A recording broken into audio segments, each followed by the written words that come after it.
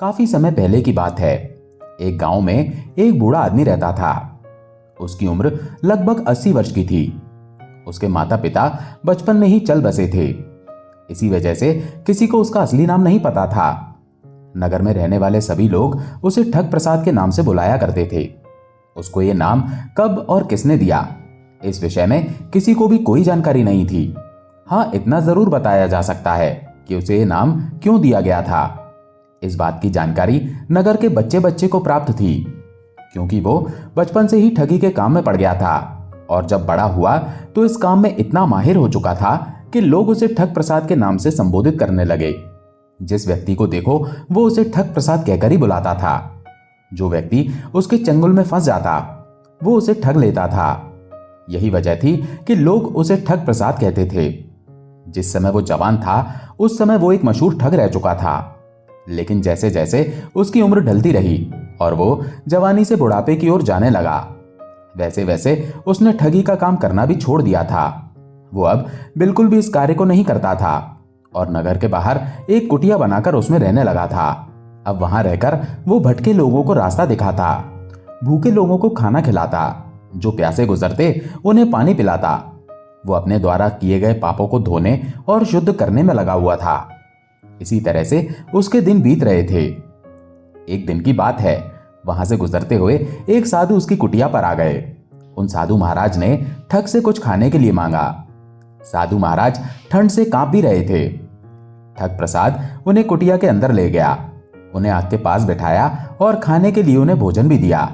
उसका आदर सत्कार देखकर साधु बहुत ज्यादा खुश हुआ और उसे आशीर्वाद देकर उसी कुटिया में रात गुजारने की विनती करने लगा। ठग प्रसाद ने साधु महाराज की प्रार्थना मान ली और अपनी कुटिया में एक रात बिताने के लिए रोक लिया। इसके साथ ही उसने सोने की व्यवस्था भी कर दी। रात के समय जब साधु महाराज सोने के लिए चले तो उन्होंने अपने बालों के जूड़े में से एक पुड़िया निकाली और वो बिस्तर के नीचे रख ली।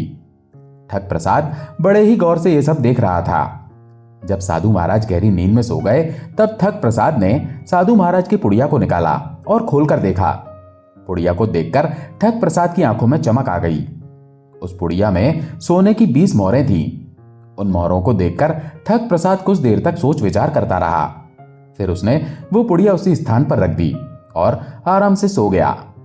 सुबह साधु महाराज जब जागे तो उन्होंने पुड़िया को निकाला और उसे खोलकर देखा तथा इत्मीनान से अपनी जटाओं के जूड़े में बांध लिया। इसी बीच ठग प्रसाद ने साधु महाराज के लिए भोजन का प्रबंध किया। साधु महाराज के भोजन करने के बाद ठग प्रसाद ने भी भोजन किया और फिर साधु महाराज धन्यवाद देकर चलने लगे। ठग प्रसाद ने साधु महाराज के चरणों की धूल को अपने मस्तक पर लगाया और साधु का आशीर्वाद प्राप्त किया। पूरी तरह से संतुष्ट होकर साधु महाराज वहां से चलने लगे। ठग प्रसाद ने भी उन्हें विदा कर दिया। जब साधु महाराज कुटिया से थोड़ी दूर पहुंच गए तो ठग प्रसाद ने बड़े जोर जोर से चिल्लाना शुरू कर दिया, अरे भाइयों, इस पाखंडी साधु को पकड़ो, ये मुझे लूट कर जा रहा है। उसकी चीख पुकार सुनकर आसपास के खेतों में काम कर रहे सभी लोगों ने उस साधु को पकड़ लिया। साधु महाराज कुछ भी समझ नहीं पाए। जब ठग प्रसाद उनके पास आया तो वो बोला, कहो बच्चा, क्या हुआ? ठग प्रसाद ने कहा, अरे बच्चे के बाप, ये पूछ क्या नहीं हुआ। अगर मुझे पता होता कि तू इतना पाखंडी है तो तुझे मैं अपने पास ठहराता ही क्यों। गुस्से से कांपते हुए ठग प्रसाद ने यह बात कही। कुछ समय पहले पूजा आराधना करने वाला वो व्यक्ति इतनी जल्दी बदल जाएगा, साधु महाराज ने यह बात कभी सपने में भी नहीं सोची थी। वो आश्चर्य से ठग प्रसाद को देख रहे थे। उनकी समझ में नहीं आ रहा था कि यह सब क्या हो रहा है। साधु महाराज को अपनी ओर इस तरह से देखते हुए ठग प्रसाद बोला, अरे पापी दुष्ट, अब तो निकाल दे। उस पाप की पूंजी को कहां छिपा कर रख दिया? हैरान परेशान हुए साधु महाराज ने पूछा, बच्चा, मेरी समझ में तेरी बात बिल्कुल नहीं आ रही। आखिर तुम क्या कहना चाहते हो? साफ साफ बताओ। ठीक है, वही करूंगा। अब तो मुझे कोई और रास्ता दिखाई नहीं देता। लातों के भूत बातों से नहीं मानते। ठग प्रसाद ने लोगों से कहा, भाई लोगों, इसकी तलाशी लो। वहां पर खड़े सभी लोगों ने साधु महाराज को पकड़ लिया और वहां तलाशी लेने की बात होने लगी। ठग प्रसाद ने तलाशी लेने का नाटक शुरू किया और साधु की धोती से लेकर उसकी जटाओं तक को देखने लगा। तभी उसने साधु की जटाओं में बंधी हुई पुड़िया को निकाल लिया। लोगों को उस पुड़िया को दिखाते हुए वो बोला, देखो तो सही पापी ने कहां पर छुपा कर रखी थी। ये तो अच्छा हुआ जो मुझे जल्दी पता चल गया, नहीं तो साधु महाराज का क्या मालूम कहां पहुंच जाते, तब तो मैं लुट ही जाता। हे भगवान, तूने मुझे बाल बाल बचा लिया। लोगों ने साधु महाराज को रंगे हाथों पकड़ लिया था। इस वजह से उन्होंने अपनी सफाई में कुछ नहीं कहा, जिसकी वजह से सभी लोगों को भरोसा हो गया था कि साधु महाराज यकीनन ही एक चोर हैं। इसीलिए वे साधु को बुरी बुरी गालियां बक रहे थे और तरह तरह की बातें सुना रहे थे। कुछ देर बाद वो सभी अपने घरों की तरफ लौटने लगे। मोहरों की पुड़िया लेकर ठग प्रसाद अपने कुटिया के अंदर चला गया और अंदर जाकर पुड़िया छिपा कर रख दी। थोड़ी देर बाद ही वो बाहर आ गया और साधु महाराज का बड़े उत्साह और सच्चे दिल से इस तरह से आदर सत्कार करने लगा जैसे कुछ हुआ ही ना हो। वो फिर से साधु महाराज को भोजन करवाने के लिए प्रार्थना करने लगा। ठग प्रसाद के अचानक हुए इस अनोखे व्यवहार को देखकर साधु महाराज दंग रह गए। साधु महाराज ने उससे कहा, ठग प्रसाद, मैं सारी रात तेरी कुटिया में सोया। अगर तू चाहता तो मेरी मोहरों की पुड़िया को ऐसे ही ले सकता था, इतने आडंबर की क्या जरूरत थी। अगर तू ऐसा करता तो मैं अपमान से बचा रहता और तेरा काम भी हो जाता, मगर पता नहीं तेरे दिल में क्या है जो तूने ऐसा किया। ठग प्रसाद ने हंसकर कहा, लेकिन तब मैं चोर कहलाता और मुझे चोरी से बड़ी ही नफरत है। तो क्या अब तूने साहूकारी से पुड़िया ली है? ये तो वही बात हुई, चोरी और सीना चोरी। इसे भी तो चोरी का ही रूप कहा जाएगा।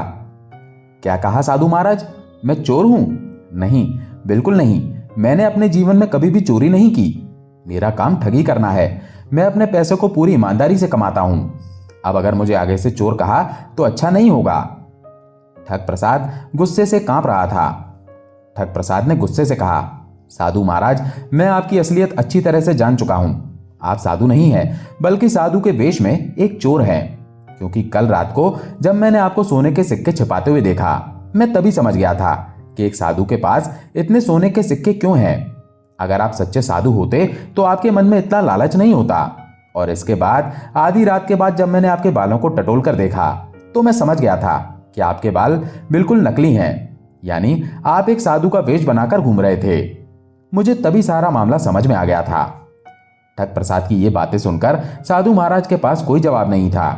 उनकी चोरी पकड़ी जा चुकी थी। इसके बाद साधु महाराज वहां से चले गए। वो साधु महाराज पूरे रास्ते भर उस ठग के विषय में और उसकी ईमानदारी के विषय में ही सोचते जा रहे थे। इधर ठग प्रसाद अपनी कुटिया में बैठा हुआ उस विचित्र साधु महाराज के विषय में सोच रहा था, जो असलियत में साधु नहीं था बल्कि एक धूर्त व्यक्ति था।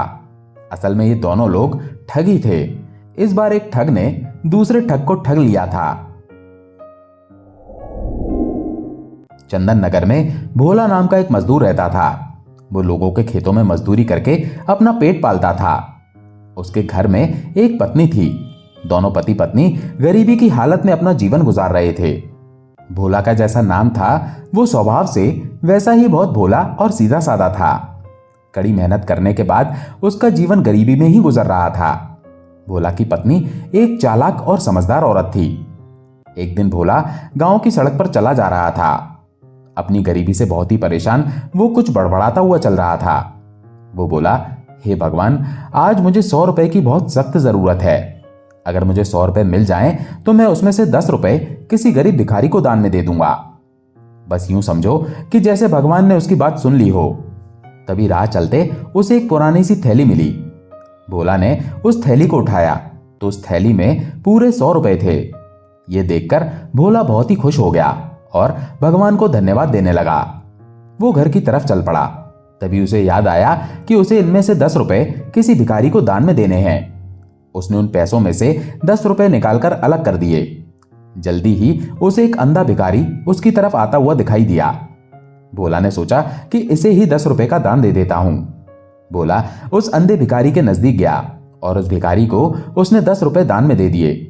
अंधे को विश्वास ही नहीं हुआ तो उसने पूछा, आपने मुझे 10 रुपए दान में क्यों दिए? इतने पैसे तो आज तक मुझे किसी ने नहीं दिए। भोला ने कहा, मुझे भगवान ने 100 रुपए इसी शर्त पर दिए हैं कि मैं इनमें से 10 रुपए किसी गरीब को दान में दे दूं। अंधे ने कहा, भगवान आपको सुखी रखे। मेहरबानी करके आप अपना सारा पैसा मुझे दिखा सकते हैं। मैंने जिंदगी में कभी 100 रुपए नहीं देखे। कम से कम महसूस तो करने दीजिए। भोला को इसमें कोई भी चालाकी नहीं लगी, सो उसने वो पैसों की थैली भिखारी के हाथों में दे दी। बेचारा भोला क्या जानता था कि अब क्या होने वाला था। पैसों की थैली हाथ में आते ही उस अंधे भिखारी ने थैली को कसकर पकड़ लिया और ऐसे दिखाने लगा जैसे ये उसी के पैसे हों। तभी भोला उसके इरादे को भांप गया और उसने अपनी थैली छीन ली। हाथ से थैली जाते ही वो अंधा भिखारी जोर जोर से चिल्लाने लगा। उसने शोर मचा दिया, बचाओ बचाओ, ये आदमी चोर है, इसे पकड़ लो, मैं इससे लड़ नहीं पा रहा हूं। आते जाते लोग चिल्लाए, क्या बात है, क्या किया इसने? भिखारी बोला, ये मेरा पैसा छीनना चाहता है, देखो इसके हाथ में मेरे पैसों की थैली भी है, इसमें पूरे 90 रुपए हैं, चाहो तो गिन लो, मैं सच बोल रहा हूं। लोगों ने भोला को पकड़ लिया और उसकी थैली में रखे पैसे गिनने लगे। वो तो वाकई में 90 रुपए थे। लोगों को भिखारी की बात पर विश्वास हो गया और उन्होंने उसको पैसे थमा दिए। भोला ने इस बात का विरोध किया, पर सब बेकार, लोग उसका विश्वास ही नहीं कर रहे थे। उसने लोगों को पूरी कहानी बताई, परंतु किसी ने उसकी बात का विश्वास नहीं किया। सभी कहने लगे कि ये कैसे हो सकता है। भोला बेचारा मायूस सा चेहरा लिए घर की तरफ लौट गया। जब वो घर पहुंचा तो उसने अपनी पत्नी को सारा किस्सा सुनाया। पत्नी ने कहा, तुम भी कितने बेवकूफ हो कि तुमने उस भिखारी को अपने पैसे दिखा दिए। तुमको अभी भी उस अंधे भिखारी की चाल समझ में नहीं आई। तुम यहां लौटकर चले आए, जाओ और जाकर उसका पीछा करो, देखो कि वो ये पैसे कहां रखता है। भोला तुरंत ही बाजार वापस गया। वहां उसको वो अंधा भिखारी मिल गया। वो अंधा भिखारी धीरे धीरे शहर से बाहर की तरफ जा रहा था। वहां पर एक पुरानी सी सुनसान सी सराय थी। शहर से दूर होने के कारण सराय में कम ही लोग आते जाते थे। ऐसा लग रहा था कि बहुत दिनों से यहां कोई आया नहीं होगा। वो भिखारी सराय के अंदर चला गया। सराय के अंदर पहुंचकर वो एक जगह पर बैठ गया। कुछ देर बाद उसने चारों तरफ देखकर कहा, यहां तो कोई नहीं है। फिर भी यह निश्चित करने के लिए कि वहां कोई नहीं है, उसने अपनी डंडी को अपने चारों तरफ घुमाया और फिर बोला, हाँ यहां कोई नहीं है, यह जगह सुरक्षित है। फिर वो सराय के एक कोने में गया। वहां पहुंचकर उसने फर्श की थोड़ी सी मिट्टी हटाई और भोला से लिए हुए 100 रुपए मिट्टी में रखे एक बर्तन में दबाकर वहां छिपा दिए। फिर वो बोला, भगवान का लाख लाख शुक्र है, सुबह मेरे पास केवल 1000 रुपए ही थे, अब मेरे पास 1100 हो गए। भगवान तेरा लाख लाख शुक्र है। जब भोला ने भिखारी के ये शब्द सुने तो वो बहुत ही खुश हुआ। ये करके वो भिखारी सराय से बाहर निकल आया। जैसे ही वो सराय से बाहर निकला तो भोला सराय के अंदर गया और वहां से वो मिट्टी का बर्तन उसने निकाला और उस बर्तन को अपने घर ले गया। जब वो घर पहुंचा तो उसकी पत्नी ने उसकी बहुत तारीफ की और उसको फिर से उस अंधे भिखारी के पीछे पीछे जाने के लिए कहा। उसने कहा, जाओ और देखो कि आगे अब वो क्या करता है। भोला फिर चला गया। अगले दिन सारा दिन वो उस भिखारी के पीछे पीछे घूमता रहा। उस दिन की शाम को भी वो भिखारी उसी सराय में गया। वो भिखारी उस दिन की तरह आज भी कुछ पैसे जो उसने उस दिन कमाए थे वहां जमा करने गया था। जब उस अंधे आदमी को उसके पैसों वाला मिट्टी का बर्तन धरती में गड़ा हुआ नहीं मिला तो वो बहुत ही दुखी हुआ। बेचारा अपनी छाती पीट पीट कर रोने लगा। तभी वहां पर एक आदमी आया जो उसी सराय में काम करने वाला एक नौकर था। नौकर ने भिखारी से कहा, कौन है वहां और क्यों शोर मचा रहा है? संयोग से वो नौकर भी अंधा था। भिखारी ने नौकर की आवाज को पहचाना और बोला, दीनू, मैं हूं मंगू। असल में वो दोनों एक दूसरे को जानते थे और दोनों इसी तरह से अपने अंधेपन का फायदा उठाकर लोगों को लूटते थे। पहले अंधे भिखारी ने कहा, दीनू भाई, मैं तो लुट गया, बर्बाद हो गया, अब मैं क्या करूं? दूसरे अंधे भिखारी ने कहा, तुम तो बड़े ही बेवकूफ हो, मैंने पहले भी तुम्हें कई बार कहा है कि इस जगह पर पैसे मत रखा करो। अब रोना धोना बंद करो और इस घटना से कुछ सबक लो। अपने 1100 रुपए ऐसी जगह पर दबाकर रखोगे तो आते जाते लोगों की नजर पड़ी जाएगी। अगर तुमने वो किया होता जो मैंने किया है तो तुम्हारे साथ आज ये हादसा ना होता। तब मंगू भिखारी बोला, अच्छा तो तुम बताओ कि तुम क्या करते हो? दूसरे अंधे भिखारी ने कहा, मेरे पास एक बहुत बड़ी खोखली डंडी है, मैं अपना सारा पैसा उसी डंडी में रखता हूं। वो डंडी मैं हमेशा अपने पास रखता हूं, देखो ये यहां पर है। ये कहकर उसने वो डंडी उसके पैरों में मारी और फिर बोला, जाओ तुम भी एक डंडी ले लो और फिर अपने पैसे के बारे में निश्चिंत हो जाओ। ये सब बातें सुनकर भोला उस दूसरे अंधे भिखारी को भी ऐसे ध्यान से देखने लगा जैसे उसका पैसा भी ये ले लेगा। सो भोला ने एक बड़ी सी डंडी ली और उसको खोखला कर दिया और उसको दूसरे अंधे भिखारी की डंडी जैसा बना दिया। जैसे ही उसने ये कर लिया, वो फिर मौका ढूंढने लगा कि कब इस डंडी को दूसरे अंधे भिखारी की डंडी से बदला जाए। उसका पीछा करते करते भोला ने पता लगा लिया कि जब भी वो भिखारी खाना खाता है तब वो डंडी अपने हाथ से छोड़ देता है। भोला को इस मौके के लिए ज्यादा इंतजार नहीं करना पड़ा और एक दिन उसने मौका देखकर उस दूसरे अंधे भिखारी की डंडी को अपनी नकली डंडी से बदल दिया। वो पैसों से भरी डंडी लेकर अपने घर पहुंच गया। भोला की पत्नी ने जब ये सुना और बहुत सारे पैसे देखे तो बहुत ही खुश हुई। उसने अपने पति से कहा, अब तुम फिर से जाओ और देखो कि ये दूसरा अंधा भिखारी अब क्या करता है। हो सकता है तुम्हें कुछ और खजाना हाथ लग जाए। भोला ने अपनी पत्नी का कहना मान लिया और फिर से उस दूसरे अंधे भिखारी की तरफ चल दिया। वहां जाकर वो क्या देखता है कि उसके पास कोई तीसरा अंधा भिखारी बैठा हुआ है। असल में ये 3 अंधे भिखारियों का एक गिरोह था जो लोगों को लूटते थे। अब दूसरे वाले अंधे भिखारी ने तीसरे भिखारी को अपने पैसे खो जाने की बात बताई और उसके सामने रोने लगा। तब तीसरे भिखारी ने कहा, तुम्हारी बेवकूफी की वजह से ही तुम्हारे सारे पैसे गए हैं। अब तुम मेरी बात सुनो कि मैं अपने पैसों का क्या करता हूं। मैंने अपना सारा पैसा अपने कपड़ों में सिलवा कर रखा है। वहां से मेरा पैसा कौन ले सकता है। मेरी सलाह मानो तो तुम भी ऐसा ही कर लो। जब भोला ने उस तीसरे भिखारी के ये शब्द सुने तो वो तुरंत ही वहां से भाग गया और मधुमक्खियों से भरा एक छत्ता खरीद लाया। उसने उस छत्ते को मिट्टी के एक बर्तन की तली में लगा दिया। छत्ते के ऊपर उसने काफी सारा शहद रख दिया। इतना करके वो हंसने लगा और बोला, हा हा हा हा, उसको डराने के लिए तो इतना काफी है। फिर वो तीसरे अंधे भिखारी के घर पर गया और फिर उसे वो शहद से भरा हुआ बर्तन दान में दे दिया।